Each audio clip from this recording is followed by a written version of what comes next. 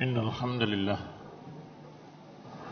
نحمده ونستعينه ونستغفره ونعوذ بالله من شرور أنفسنا ومن سيئات أعمالنا من يهده الله فلا مضل له ومن يضلل فلا هادي له وأشهد أن لا إله إلا الله وحده لا شريك له وأشهد أن محمدا عبده ورسوله صلى الله عليه وعلى آله وأصحابه والتابعين وتابع التابعين ومن تبعهم بإحسان إلى يوم الدين. يا أيها الذين آمنوا اتقوا الله حق تقاته ولا تموتن إلا وأنتم مسلمون. يا أيها الناس اتقوا ربكم الذي خلقكم من نفس واحدة وخلق منها زوجها وبث منهما رجالا كثيرا ونساء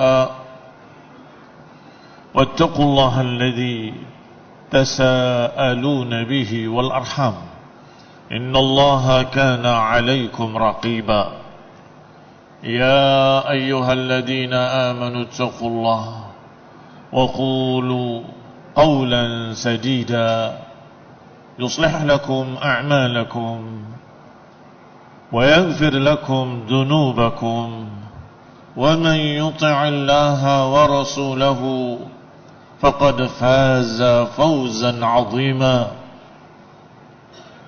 أما بعد فإن خير الحديث كتاب الله وخير الهدي هدي محمد صلى الله عليه وعلى آله وسلم وشر الأمور محدثاتها فإن كل محدثة بدعة وكل بدعة ضلالة وكل ضلالة في النار.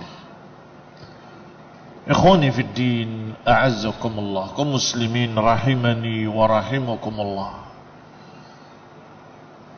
Kita masuk pada surat yang berikutnya setelah surat An-Nisa, yaitu surat Al-Maidah.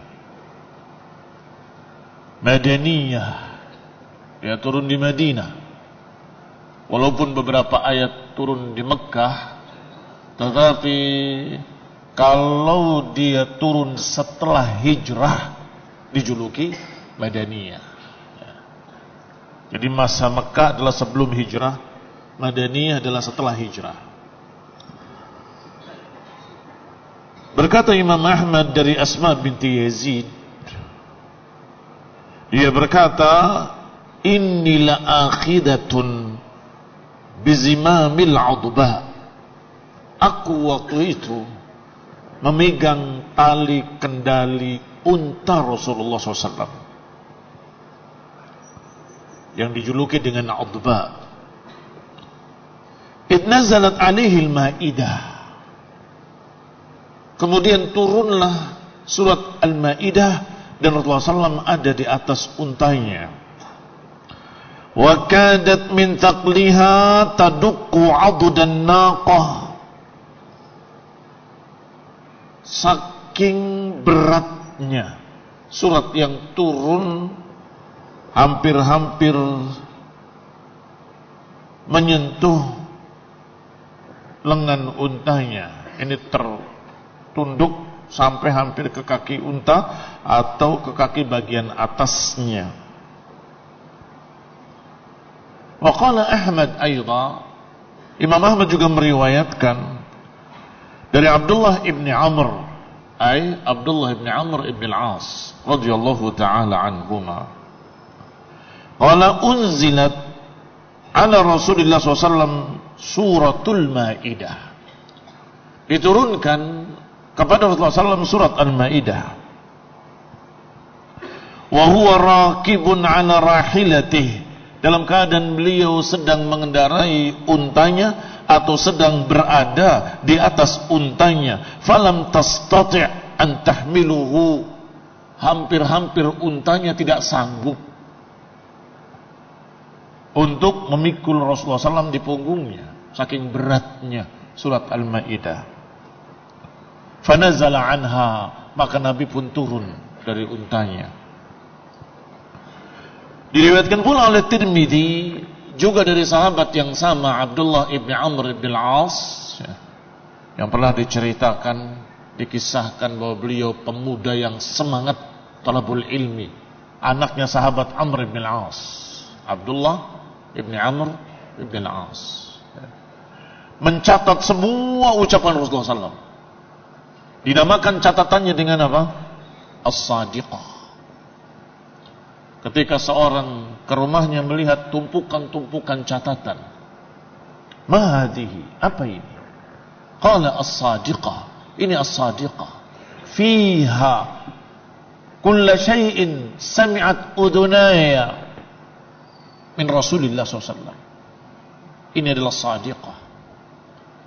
Di dalamnya berisi semua yang aku dengar dari Rasulullah SAW.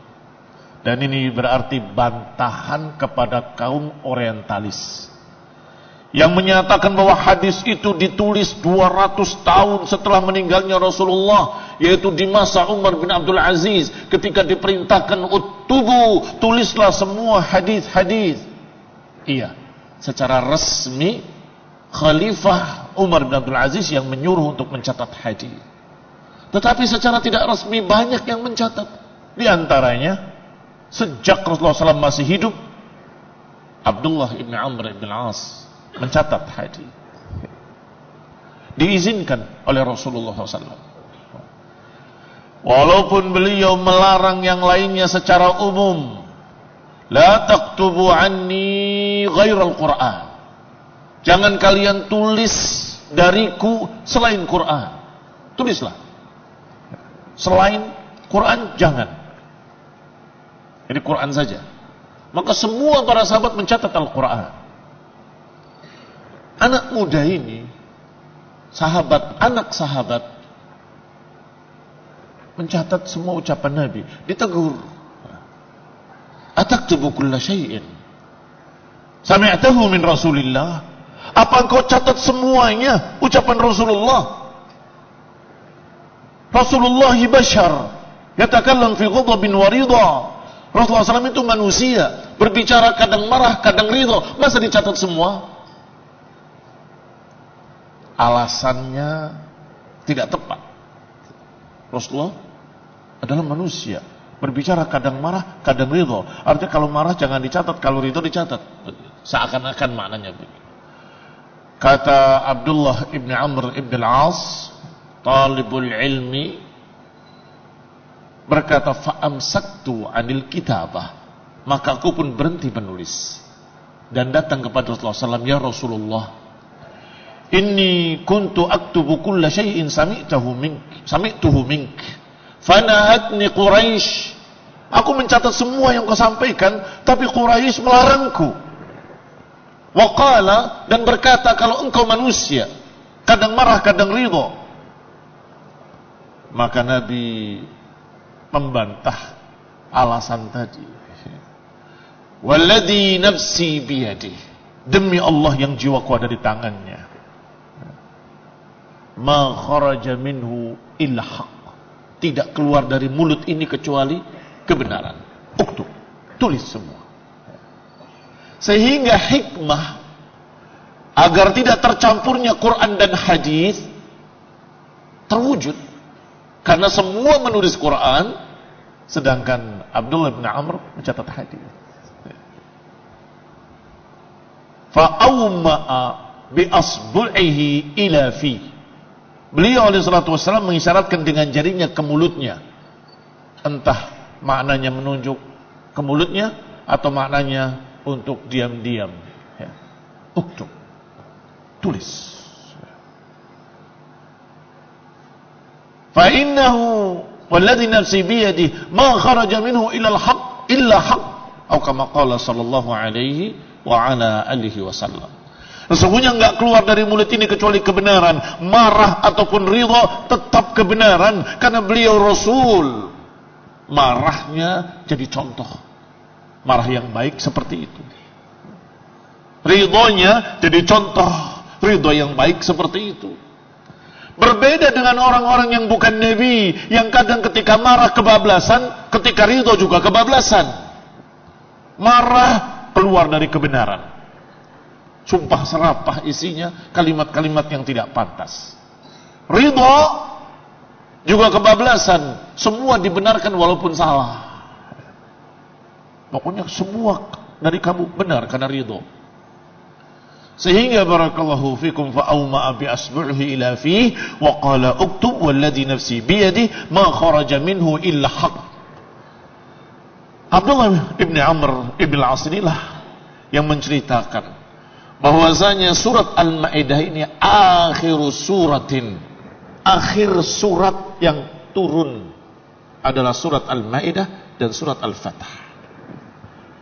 Apa faedah mengetahui akhir surat yang turun? Apa faedahnya? Faedahnya barakallahu fikum, kalau ada nasikh dan mansuh, yang berlaku adalah yang paling belakang. Iya kan? Kalau ada dalil-dalil yang ini menasahkan yang ini, maka yang berlaku adalah yang lebih dulu dibatalkan dengan yang belakangan. Maka surat Al-Maidah ini belakangan. Berarti kalau ada yang bertentangan dengan surat Al-Maidah yang nasikh, surat yang lain itulah atau ayat yang lain itu yang mansuh. Sehingga lihat kelanjutan hadisnya. Wa qad rawa Ibnu Abbas, diriwayatkan dari Ibnu Abbas juga, bahwa beliau berkata, akhiru suratin anzalat, akhir surat yang turun adalah idza jaa nasrullahi wal fath. Dan diriwayatkan dari Jubair bin Nufair, qala hajajtu fa dakhaltu ala Aisyah faqalat li, dia masuk ke tempat Aisyah, maka kemudian berkata Aisyah kepada Jubair, ya Jubair, taqra al-Maidah, apakah engkau membaca surat Al-Maidah? Qultu na'am, maksudnya hafal surat Al-Maidah. Iya, aku hafal surat Al-Maidah. Faqalat ama innaha akhiru suratin, ketahuilah bahwa itu adalah akhir surat yang turun. Fama wajadtum fiha min halalin fastahilluhu, maka apa yang kamu dapati di dalamnya halal, halalkanlah. Wa ma wajadtum fiha min haram faharrimu, apa yang kalian dapati di dalamnya haram, haramkanlah. Apa maknanya? Karena akhir surat, maka yang di dalamnya menghalalkan, maka halalkanlah. Apa yang haram, haramkanlah. Karena kalau yang sebelumnya jangan-jangan mansuh dengan surat Al-Maidah kalau bertentangan. Tapi ini yang akhir, maka akhir surat disebut Al-Fatah, disebut idza jaa nasrullah, disebut Al-Maidah. Dan tidak bertentangan, memang surat-surat ini adalah surat-surat yang belakangan turun. Barakallahu fiikum, setelah Fathu Makkah. Bahkan Al-Maidah ayat 3 bukan akhir surat lagi, akhir ayat. Al-yawma akmaltu lakum dinakum wa atmamtu alaikum ni'mati wa raditu lakumul Islam madina. Hari ini telah aku sempurnakan bagi kalian agama kalian. Berarti terakhir setelah sempurna turun ayat itu. Hari ini telah aku sempurnakan bagi kalian agama kalian, dan aku ridha Islam sebagai agama kalian. Maka barakallahu fiikum, disebutkan di sini riwayatnya riwayat Imam Hakim, dan beliau dalam Mustadrak yang menyatakan bahwa ini sesuai dengan syarat Bukhari dan Muslim atau Sahihain. Wallahu ta'ala a'lam, gak disebutkan apakah wafaqahu Dzahabi atau tidak. Rawal Imam Ahmad an Muawiyah ibn Salih wa zada wa sa'altuha an khuluqi Rasulullah sallallahu faqalat al-Quran. Hadis Aisyah tadi masih berlanjut walaupun gak berkait dengan surat Al-Maidah. Ditanya bagaimana, kata Jubair, nah, akhlaknya Rasulullah SAW, khuluquhu sallallahu alaihi wasallam, qala khuluquhul Qur'an, akhlaknya adalah Al-Qur'an. Ikhwani fillah azakumullah, itu sebagai mukaddimah sebelum kita masuk ke dalam tafsir yang ringkas, yaitu tafsir Taisir Al-Karimir Rahman fi tafsir Kalamil Mannan. Dan kita masuk dalam surat Al-Maidah. Ikhwani fillah azakumullah, kaum muslimin rahimani wa rahimakumullah. Di awal surat Allah Subhanahu wa ta'ala berfirman, ya ayyuhalladzina amanu awfu bil uqud. Wahai orang-orang yang beriman, tepatilah janji-janji atau akad-akad. Uhillat lakum bahimatul an'ami illa ma yutla alaikum. Dihalalkan bagi kalian binatang ternak kecuali yang sudah dibacakan kepada kalian. Ghaira muhillis sayd wa antum hurum. Kalau kalian tidak dalam keadaan ihram, adapun ketika dalam ihram, jangan berburu. Jangan berburu binatang-binatang tadi. Qala ghairu muhillis sayd, bukan menghalalkan berburu, wa antum hurum, dalam keadaan kalian sedang ihram. Innallaha yakumu ma yurid. Allah menghukumi apapun yang dikehendakinya. Ini aturan syariat, sudah baku dan gak bisa diprotes. Itu kehendak Allah. Kenapa ini dihalalkan? Kenapa itu diharamkan? Allah menghendaki demikian. Selesai. Tidak bisa ditanya. Karena Allah la yus'al amma yaf'al wa hum yus'alun. Allah enggak ditanya kenapa berbuat begini dan begitu, tapi mereka yang akan ditanya mengapa berbuat begini, mengapa berbuat begitu. Tapi Allah la yus'alu amma yaf'al wa hum yus'alun. Wallahu yahkumu ma yurid. Innallaha yahkumu ma yurid. Sesungguhnya Allah menghukumi apa yang Allah kehendaki. Berkata Syekh Sa'di As-Sa'di rahimahullahu ta'ala, hada amrun min Allah Ta'ala li'ibadihi al-mu'minin bima yaqtadihi al-iman bil wafa'i bil uqud. Ini adalah perintah dari Allah Subhanahu wa ta'ala kepada hamba-hambanya yang beriman, dari konsekuensi keimanan untuk menepati akad-akad. Maknanya menepati akad-akad adalah biikmaliha, dengan menyempurnakannya, wa itmamiha, dengan melengkapinya, wa adamu naqdiha, tidak membatalkannya, wa naqsiha, tidak menguranginya. Apa yang kita tahu tentang akad-akad? Ada berapa macam jenis akad? Akad jual beli, akad nikah, akad sewa menyewa, akad apa lagi? Yang semuanya seakan-akan seperti perjanjian. Kamu berikan barang itu, saya berikan uang saya. Deal, sepakat, sepakat. Jangan dikurangi, karena sudah akad. Jangan dicurangi, karena sudah akad. Jangan kalian menipu, jangan kalian curangi, jangan kalian mengurangi, jangan kalian, harus ditepati. Jangan pula ngemplang. Nanti. Mawa'idu urqub. Kata pepatah Arab mengatakan mawa'idu urqub. Apa itu mawa'idu urqub? Mana pepatah ini adalah seorang yang namanya Urqub ketika meminjam uang berkata, nanti kalau pohon korma saya berbuah, saya akan bayar. Kormanya berbuah, datang ditagih, mana bayaranku, bayaran hutangmu? Ya, baru berbuah, belum dijual. Setelah dijual tanya lagi, mana uang saya? Baru dijual, belum dibayar. Setelah dibayar, mana? Oh, sudah saya belikan bibit-bibit gandum, kami akan tanam gandum. Setelah gandum berbuah, saya bayar. Ketika gandumnya sudah mulai panen, sama jawabannya. Mana bayaran? Baru panen, belum laku. Terus berputar. Mawa'id madza? Urqub. Itu janjinya Urqub yang seperti itu.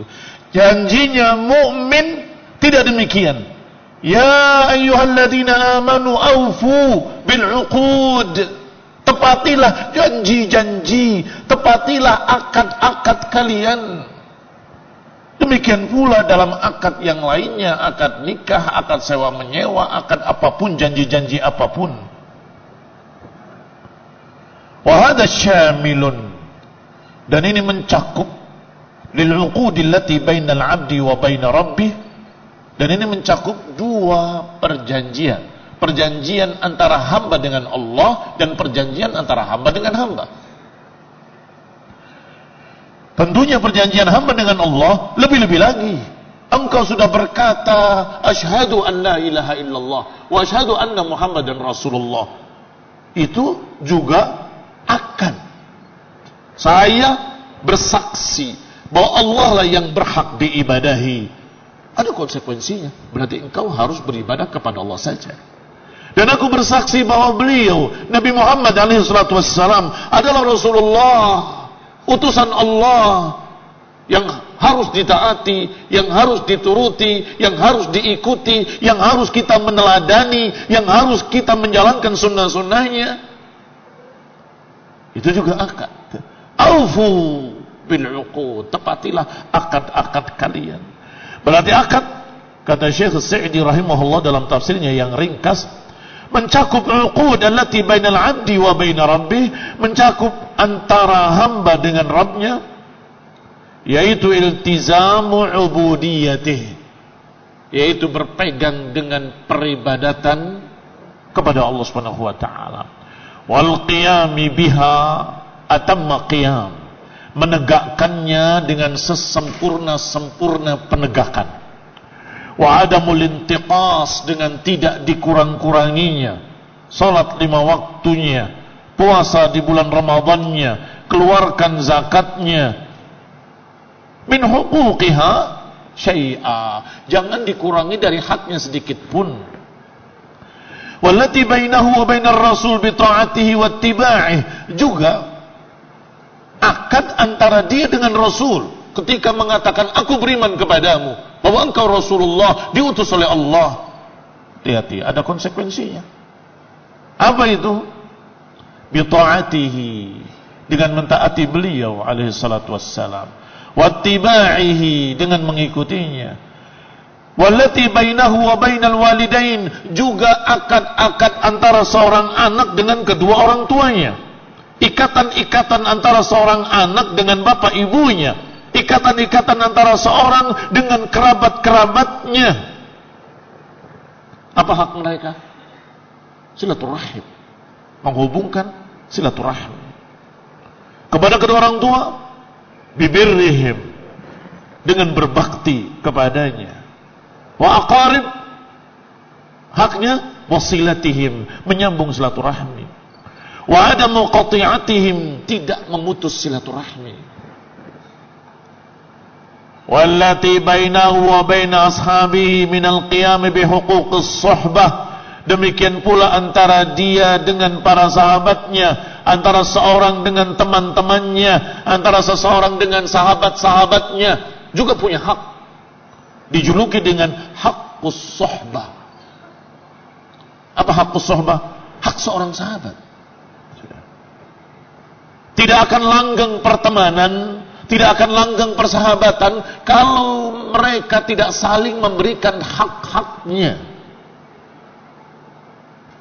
Apa itu huququs suhbah? Barakallahu fikum, kesetiaan termasuk di dalamnya.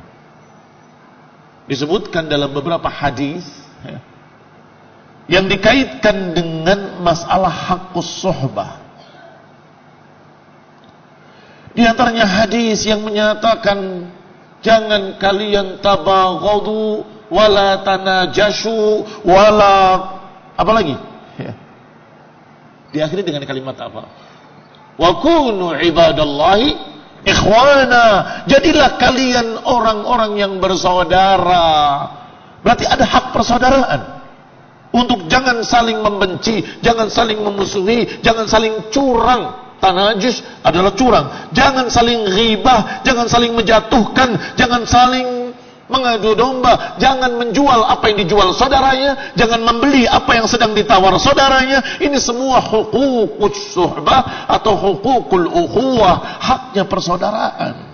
Kalau itu dilanggar, kemudian retak dan pecah, ya wajar.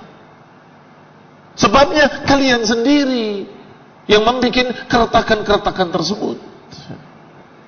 Kesetiaan fil ghina wal faqr. Jangan menyelamatkan dirimu sendiri, temannya diacuhkan. Berjalan bersama, naik kendaraan bersama, turun bersama, singgah bersama. Ketika masuk ke masjid untuk sholat, sendalnya Masya Allah bagus-bagus, selamatkan sendal dirinya sendiri. Dan temannya ditinggal. Padahal dia lihat, hilang ntar lagi. Begitu keluar, hilang. Kamu sih nggak mau masuk ke dalam. Loh, kamu mau masuk? Saya mau masuk. Saya kan letakkan sendal di sebelah sendalmu. Kamu bawa sendalmu sendiri, sendal saya nggak dibawa. Masya Allah. Ya khair pertemanan. Ya khair persahabatan. Ini bukan ya khair ya syar. Betapa jeleknya. Gak ada kesetiaan, gak ada saling membela, gak ada saling melindungi. Kasihan temanku, kasihan saudaraku, kasihan sahabatku, aku selamatkan. Mana sendalku? Saya simpan, khawatir hilang. Oh iya, jazakallah khair. Semakin akrab persaudaraan. Kalau punya satu, ya dipotong dua. Kalau punya setengah, ya seperapat-seperapat. Itu makna fil ghina wal faqr, ketika cukup ataupun ketika kurang, ketika kaya atau ketika miskin. Ketika kaya dekat, ketika miskin alah, apa gunanya berteman dengan dia. Ini barakallahu fikum kejelekan dalam pertemanan. Wal yusr wal usr, demikian pula dalam kemudahan dan kesusahan. Dalam kemudahan dekat sekali, Masya Allah akrab. Ketika temannya susah ditinggal. Tidak demikian uqud as-suhbah. Tidak demikian akad persaudaraan, pertemanan, persahabatan. Wallati bainahu wa bainal khalqi. Demikian pula akad-akad antara hamba dengan hamba, antara manusia dan manusia dalam muamalat. Ini yang kita singgung di awal. Kal bai', seperti akad jual beli, wal ijarah, akad sewa menyewa, wa nahwihima, dan sejenis keduanya. Wa uqudut tabarru'at, demikian pula akad-akad tabarru'. Tabarru' itu artinya memberikan sumbangan. Seperti hibah, saya hibahkan tanah saya. Ini kan sudah akad namanya. Tepati, jangan dibatalkan, jangan dicurangi, jangan dikurangi. Wakaf, saya wakafkan tanah saya. Itu juga akad. Jangan dibatalkan, jangan dikurangi, jangan dicurangi. Badal qiyam bi huquqil muslimin, bahkan semestinya untuk menegakkan hak-hak kaum muslimin allati aqadaha Allahu bainahum fi qawlihi, yang Allah Subhanahu wa taala telah perjanjikan dalam ucapannya, innamal mu'minuna ikhwah, sesungguhnya orang-orang beriman itu bersaudara. Fa aslihu baina akhawaykum, maka perbaikilah persaudaraan kalian. Bagaimana islah memperbaiki persaudaraan? Dengan melaksanakan semua hukukul ukhuwah, dengan melaksanakan hak-hak persaudaraan. Jangan menjatuhkan saudaranya, jangan menggibahi saudaranya, jangan merendahkan saudaranya, jangan mencurangi saudaranya, jangan menjual apa yang dijual saudaranya. Hakul muslim alal muslimi sittun. Barakallahu fiikum. Semua yang dibahas dalam hadis-hadis tersebut dan di dalam surat Al-Hujurat merupakan perangkat-perangkat ukhuwah. Dan mengamalkannya adalah konsekuensi dari perintah di dalam awal surat Al-Maidah, aufu bil uqud, tepatilah akad-akad termasuk akad persaudaraan, lengkapilah, sempurnakanlah, bitanasur alal haq, dengan saling membela di atas kebenaran, wa ta'awun alaih, saling bantu-membantu dalam kebenaran, wa ta'aluf, saling mengakurkan, menjinakkan hati antara muslimin, wa adamut taqatu', jangan taqatu', jangan memutuskan hubungan antar mereka. Barakallahu fikum. Fahadal amr syamilun li usuliddin wa furu'ihi. Perkara ini mencakup semua cabang-cabang agama dan prinsip-prinsipnya. Atau dimulai dengan prinsip dulu, bahwa ini semua mencakup usuluddin, prinsip-prinsip agama, dan juga cabang-cabangnya. Fakulluha dakhilatun fil uqud, semuanya termasuk di dalam akad. Karena seorang dengan bersyahadat masuk Islam sudah terikat dengan ikatan akad, yaitu akad keislaman. Masih ingat apa makna akad? Dari kata uqud, uqdah, simpulan. Dari kata aqidah, terikat di hati. Maka apa yang sudah diperjanjikan itu sudah mengikat. Saya muslim, konsekuensinya saya harus begini, harus begini, harus begini, harus begini. Maka itu aufu bil uqud, tepatilah konsekuensi-konsekuensi tadi. Naktafi bihadzal qadr, barakallahu fikum, wa sallallahu ala Muhammadin wa ala alihi wa ashabihi wa sallama tasliman katsira. Subhanakallahumma bihamdik, asyhadu an la ilaha illa ant, astaghfiruka wa atubu ilaik. Wassalamu alaikum warahmatullahi wabarakatuh.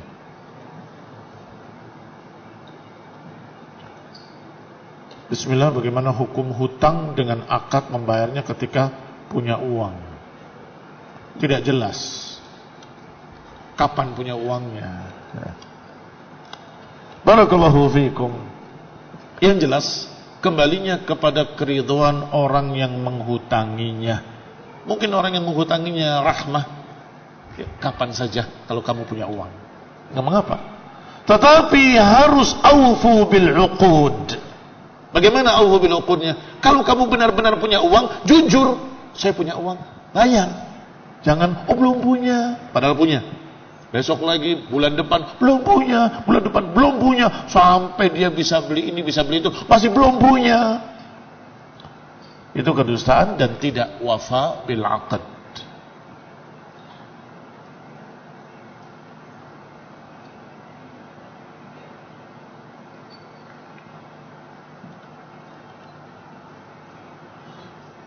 Tolong izin bertanya tentang pembicaraan rahasia dalam surat Al-Mujadalah. Pembicaraan rahasia seperti apa yang dimaksud? Barakallahu fikum, wallahu ta'ala alam. Nanti akan dibahas ketika kita sampai ke surat Mujadalah. Tahun berapa saya nggak tahu, karena di belakang. Yang jelas pembicaraan rahasia, pembicaraan khusus. Nabi SAW menyatakan, idza qala laka, secara makna, rajulun thumma iltafata fahiyal amanah.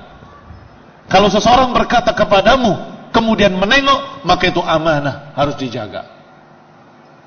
Apa maknanya? Ya akhi, itu amanah. Apa maknanya? Maknanya pembicaraan ini antara saya dengan kamu saja. Sambil dia nengok ada orang lain Enggak ada, baru berani ngomong. Maka kata Nabi itu amanah, jangan dibocorkan rahasia itu. Kadang-kadang seorang ingin curhat kan pada orang yang terdekat dengannya. Dia khawatir kalau ada orang lain mendengar. Maka dia tengok kanan, tengok kiri. Ya akhi, baini wa bainak, antara saya dengan kamu. Saya itu punya kekurangan begini. Bantulah saya. Hah? Kamu punya kekurangan begitu? Besok cerita. Tahu, ternyata si fulan kurang begini. Ini ember bocor namanya. Sudah lihat gelagatnya, tengok kanan, tengok kiri supaya jangan terdengar orang lain. Dan dia sudah mempercayai kamu. Berarti kamu itu dipercaya olehnya. Ternyata kamu mengkhianati, menceritakannya ke sana kemari. Ini barakallahu fikum termasuk pembicaraan rahasia. Allahu ta'ala a'lam bissawab. Apakah berkait dengan apa yang di surat Mujadalah atau tidak, itu pembicaraan lain. Apa perbedaan tauhid dan akidah sudah dibahas tadi siang. Silahkan merujuk kembali pada rekaman yang tadi siang. Pas, barusan tadi siang. Tauhid membahas tentang la ilaha illallah, mengesahkan Allah dalam ibadah, mengesahkan Allah dalam rububiyah, mengesahkan Allah dalam asma wa sifat. Kalau akidah, semua yang bersifat keyakinan di dalam hati masuk dalam akidah.